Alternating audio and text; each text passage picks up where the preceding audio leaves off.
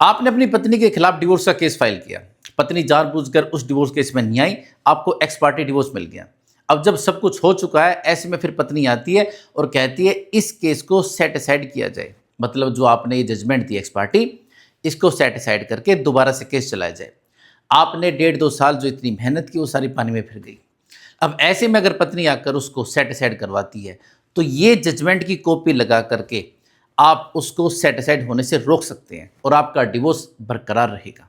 आइए जानते हैं क्या है ये जजमेंट।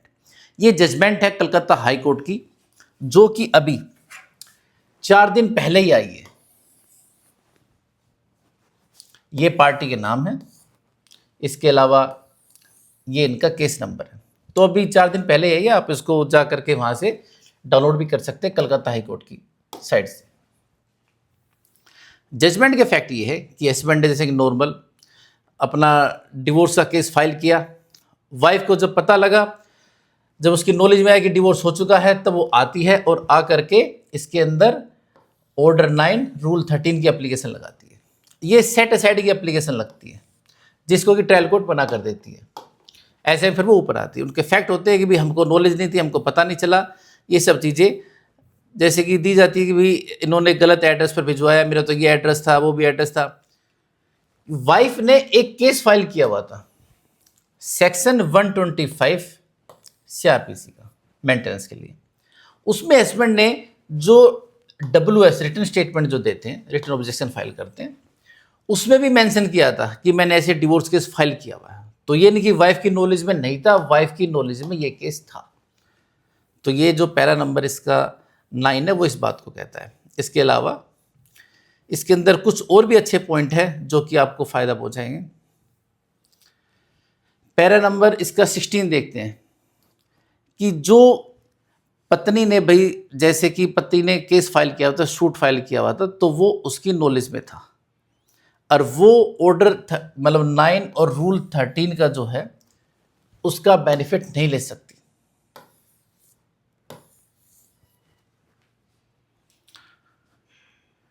नॉर्मल किसी भी चीज़ के लिए जब आपको नोटिस भेजा जाता है तो नोटिस में ये होता है कि भी आप कोर्ट में आकर अपील हुए तो नोटिस उसको मिल चुका था, WS में भी चीज़ें आ चुकी थी, जो पत्नी ने 125 का केस फाइल किया था तो उसकी नॉलेज में था। अब इसमें नेक्स्ट देखते हैं।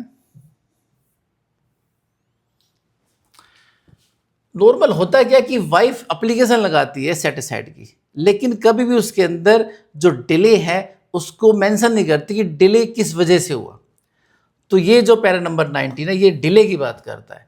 देखिए डिले के लिए अंदर आपको बताया था बहुत सारी ऐसी जजमेंट है जो कि डिले के बारे में बात करती है। कहती है कि आपको पर डे डिले के बारे में एक्सप्लेन करना होगा कि भी लेट क्यों हुआ। बीमार थे तो कितने दिन के लिए बीमार थे उस बात को लिखिए, कहीं बाहर थे तो कितने दिन के लिए बाहर थे उसके बारे में एविडेंस दीजिए। मतलब हर दिन एक डिले के बारे में एक्सप्लेन करना होगा कि मेरे को क्यों नहीं पता चला और मैं क्यों इस केस को फाइल नहीं कर पाया। सबसे पहले तो नॉलेज कम मिली और नॉलेज मिलने के बाद कितने दिन जो डिले हुआ है उस डिले का एक एक दिन एक्सप्लेन करना पड़ेगा, तो वो भी एक्सप्लेन नहीं किया हुआ। हालांकि इसमें उस चीज़ को मेंशन नहीं किया हुआ, लेकिन अगर आप देखते हैं तो इसके रिगार्डिंग बहुत सारी जजमेंट है जो कहती है कि पर डे डिले को भी आपको मेंशन करना होगा।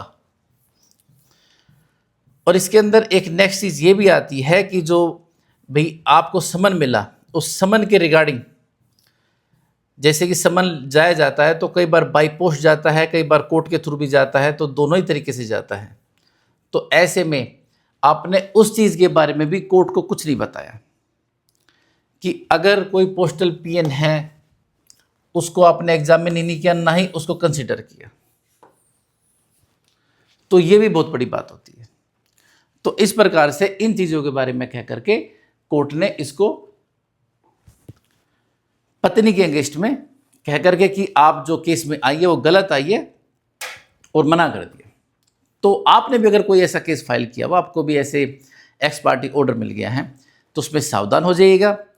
अगर ऐसी एप्लीकेशन लगती है तो डिले भाई आपकी नॉलेज में कब आया और डिले डेटेड हुए उसके बारे में आप बताइए। और इसके अलावा भाई आपने पोस्टल रिसिप्ट आपको मिला, इस बात को एक्सप्लेन कीजिए। अगर नहीं है तो ये जजमेंट जो भी आई है इसको लगाइए। लेटेस्ट जजमेंट है, उसमें किस और भी जजमेंट को हवाला दिया हुआ है सुप्रीम कोर्ट की, उनको भी आप लगा सकते हैं। अब मेन मुद्दा ये उठता है कि अगर ऐसा आपके साथ हो गया तो क्या सिर्फ एक जजमेंट लगाना ही काफ़ी होता है? नहीं। आपने अगर कहीं मेंशन किया है, कहीं बताया है पत्नी को, किसी कोर्ट में या फिर कोई केस में आपने लिख कर दिया है कि यार डिवोर्स केस चल रहा है, या फिर कोई ऐसी एविडेंस है जिसमें कि पत्नी कह रही है हाँ मुझे पता है, उसको भी आपको केस में लगाना होता है। इसके अलावा और भी बहुत सारे पॉइंट होते हैं। कई पॉइंट ऐसे होते हैं जो कि वीडियो में बताए तो बड़ा वल्गर सा लगता है, लेकिन रियल लाइफ में अगर उन चीज़ों को यूज किया जाए तो बहुत अच्छा लगता है। तो उनको बता नहीं सकते, वरना एक पॉइंट ऐसा भी है कि अगर उसके बारे में बात की जाए तो ये केस कभी भी सेटिस्फाइड होगा ही नहीं। तो दोस्तों, आशा करता हूँ आज की वीडियो को पसंद आएगी। तो मिलते हैं एक नई वीडियो में नई जानकारी के साथ। तब तक के लिए नमस्कार।